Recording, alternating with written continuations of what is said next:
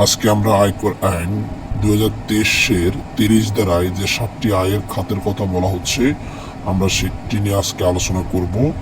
30 ধারায় 7টি আয়ের খাতের কথা বলা হচ্ছে। 1 নম্বরে ইনকাম ফ্রম এমপ্লয়মেন্ট, মানে হচ্ছে বেতন খাতে আয়, সেটি আন্ডার সেকশন 32 থেকে 34-এ আলোচনা করা হয়েছে।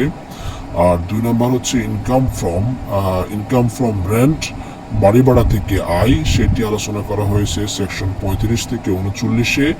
ইনকাম ফ্রম এগ্রিকালচার, কৃষিখাত থেকে আয়, সেটি হচ্ছে 40 থেকে 43-এ আলোচনা করা হয়েছে। Income from business and profession, ব্যবসায়িক খাত থেকে আয়, সেটি 44 থেকে 56-তে আলোচনা করা হয়েছে। ইনকাম ফ্রম ক্যাপিটাল, মূলধনী আয়, সেটি 57 থেকে 61-তে আলোচনা করা হয়েছে। ইনকাম ফ্রম ফাইন্যান্সিয়াল অ্যাসেট, সেটি 62 থেকে 65 পর্যন্ত আলোচনা করা হয়েছে। আর ইনকাম ফ্রম আদার সোর্স, সেটি হচ্ছে অন্যান্য খাত থেকে আয়, সেটি আন্ডার সেকশন 66-তে আলোচনা করা হয়েছে।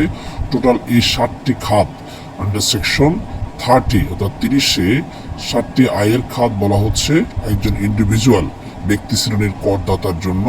এই 7টি খাত থেকে ইনকাম জেনারেট হতে পারে। তাহলে আপনারা দেখলেন এই 7টি খাত। Number 1 income